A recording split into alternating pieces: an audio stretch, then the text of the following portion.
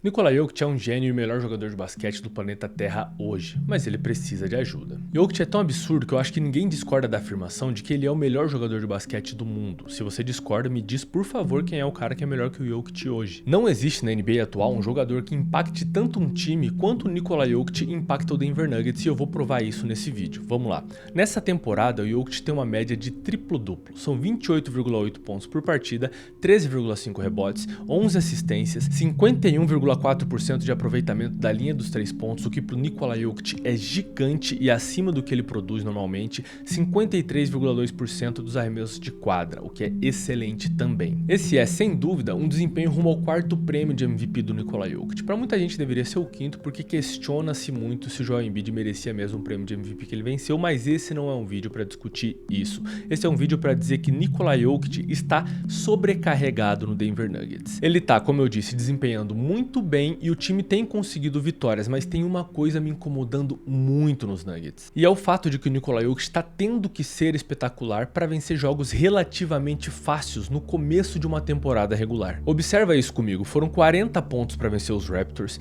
28 pontos, 18 rebotes e 16 assistências para vencer o Brooklyn Nets, 27 pontos, 16 rebotes e 9 assistências para vencer o Utah Jazz, 28 pontos, 14 rebotes, 13 assistências para vencer os Raptors e 23 pontos, 20 rebotes e 16 assistências para vencer o então invicto Oklahoma City Thunder. E você pode me dizer, é normal que o Jokic tenha esse tipo de desempenho contra times mais fracos, mas a maior parte dessas partidas, tirando a partida contra o Oklahoma City Thunder, deveriam ser partidas para o Jokic estar já no banco no último quarto, para ele estar descansando nesse começo de temporada. E isso não está sendo possível devido a alguns fatores, e eu vou destacar como principal aqui um fator, que é a ausência ou a baixa produção de Jamal Murray e Aaron Gordon. Por conta desse fator, o Jokic está jogando nesse começo de temporada 38,8 minutos em média por partida. Ele é o terceiro jogador com a maior média de minutos na temporada até aqui.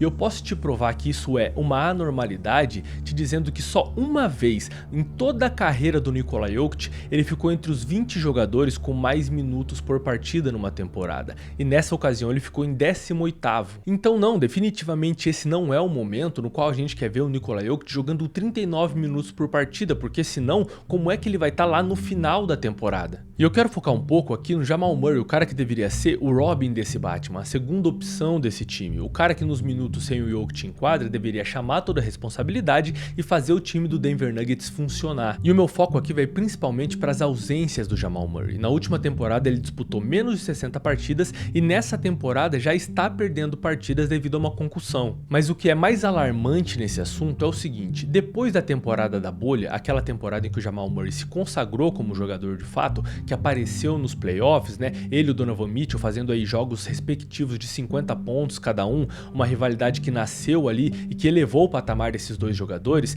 Depois dessa temporada, o Jamal Murray teve a oportunidade de participar de 318 partidas até o começo da temporada atual, e ele só participou de 172 dessas partidas. Isso dá uma frequência de 54% em 318 jogos possíveis. Ou seja, desde o final da temporada da bolha, desde a temporada 2020-2021, Jamal Murray jogou só um pouco mais da metade dos jogos que ele teria possibilidade de jogar. Mas para explicitar mais o quanto isso é grave e dar um pouco de perspectiva para essas ausências, esse é o mesmo número de partidas dentro do mesmo espaço de tempo que Kawhi Leonard disputou. 172 partidas desde a temporada 2020-2021 é o número de partidas que Jamal Murray e Kawhi Leonard disputaram. Mas a cerejinha desse bolo é o fato de que o Jamal Murray tem mais dinheiro garantido em contrato com o Denver Nuggets do que o próprio Nikola Jokic. São 243,9 milhões de dólares garantidos até a temporada 2028-2029. Isso por um cara que compareceu em pouco mais da metade dos jogos nos últimos 4 anos. Mas vale falar um pouquinho também sobre o Aaron Gordon, que eu citei anteriormente como um cara ausente porque está lesionado agora neste começo de temporada.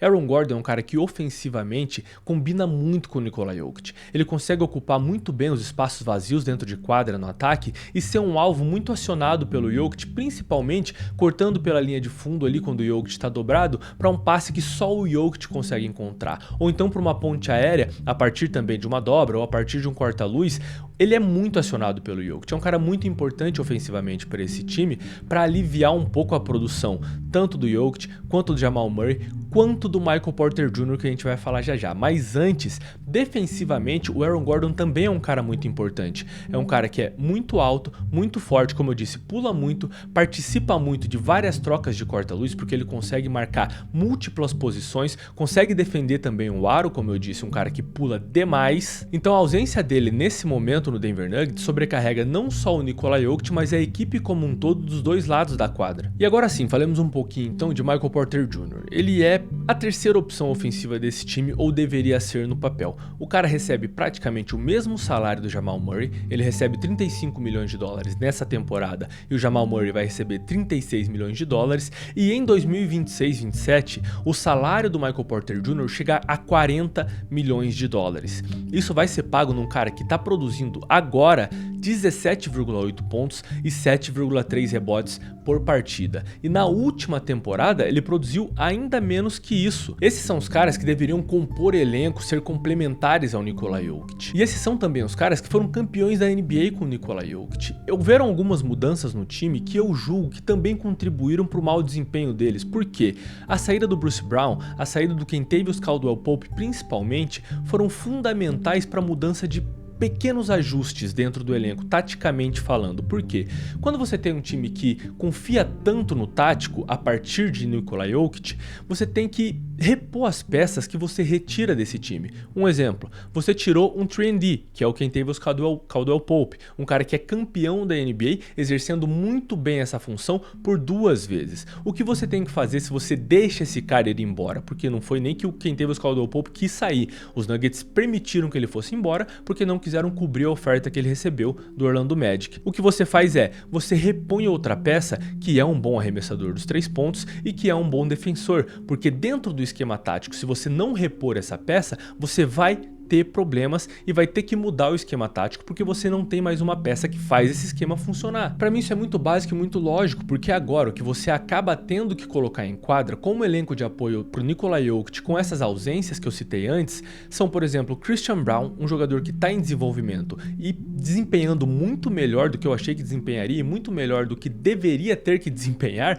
mas está dando para contar com ele, que é um cara que tem 16 pontos de média, 5,3 rebotes, o que são números praticamente idênticos aos números do Jamal Murray. E para além dele, você conta com um veterano, Russell Westbrook, que traz para o seu time também a experiência montanha-russa Russell Westbrook, porque você nunca sabe se o jogador que vai entrar em quadra naquele corpo ali é o MVP Russell Westbrook ou é o cara que está prestes a se aposentar Russell Westbrook. Porque nessa temporada, por exemplo, ele já trouxe jogos de 2 pontos e jogos de 29 pontos. Jogo de 29 pontos, por sinal, que foi o jogo onde o Denver Nuggets venceu o Oklahoma City Thunder. Então você pode contar sempre com 29 pontos do Russell Westbrook para vencer um time que está desempenhando bem na temporada. E o Christian Braun também fez 24 pontos na vitória contra o OKC. Você pode contar com um jovem jogador ainda em desenvolvimento para fazer 24 pontos para você vencer grandes times na temporada? Não é o ideal, não é o que você quer para o seu time. Ainda mais se você observa que para pontuar dessa forma, esses dois jogadores tiveram a necessidade da bola passando pela mão do Nikola Jokic. Enfim, não é novidade que esse time é nada ou muito pouco sem o Nikola Jokic, mas nessa temporada em específico ele tá muito sobrecarregado. E eu vou provar isso para você dizendo o seguinte: ele lidera o Denver Nuggets em pontos, rebotes, assistências e tocos. Ele tá em segundo no time em aproveitamento da linha dos 3 e roubos de bola. Ele tá em terceiro no time em aproveitamento dos arremessos de quadra. É muita coisa para um jogador só ter em si, porque quando esse cara tá fora de quadra, seja por uma lesão durante uma temporada de 82 jogos que acontece com frequência, seja por minutos de descanso, você perde a essência completa do seu time, você perde a capacidade de competir do seu time. E essa dependência fica muito evidente quando a gente olha para uma estatística chamada on-off. Ela mede o impacto de um jogador estando dentro ou fora de quadra a cada 100 posses. Calma que eu vou explicar melhor. Por exemplo, O melhor on-off da carreira do LeBron em relação à produção ofensiva do time é de 15,3 pontos a cada 100 posses em 2010. O que isso quer dizer? Que o time com LeBron James em quadra produz 15,3 pontos a mais a cada 100 posses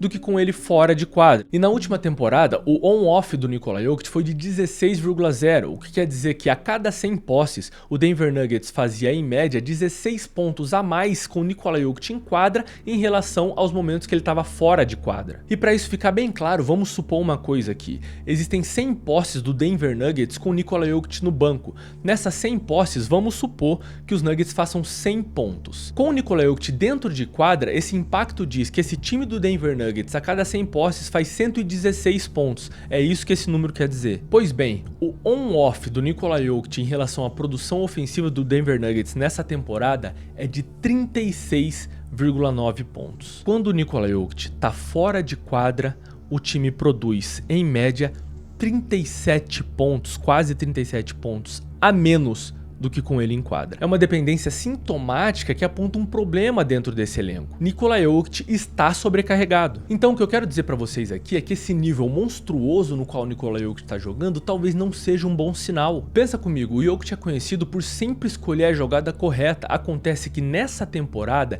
ele tá tão sozinho dentro de quadra que a jogada correta é individualizar e resolver o jogo por conta própria. E dentro dessa linha de pensamento eu pergunto para você que está assistindo agora, é sustentável manter Nikola Jokic por 39 minutos por partida dentro de quadra numa temporada de 82 jogos? A gente nunca viu isso. Será que ele vai chegar inteiro nos playoffs? Será que esse time chega bem classificado nos playoffs se isso continuar assim? E pergunto até o seguinte, se o Jokic lesiona e perde 10, 12 jogos na temporada, como é que fica esse time do Denver Nuggets que tá tão dependente dele agora, tendo que atuar e produzir e até vencer partidas sem ele? E sim, eu sei que é só o começo da temporada, as coisas podem mudar, o Jamal Murray pode se manter saudável, o Aaron Gordon pode voltar saudável e a produção do time pode voltar a ser muito melhor distribuída, mas com a queda que eu tenho visto na última temporada e no começo dessa temporada, eu não acredito que esse problema vá ser resolvido, até porque existe um problema de profundidade de elenco no Denver Nuggets agora.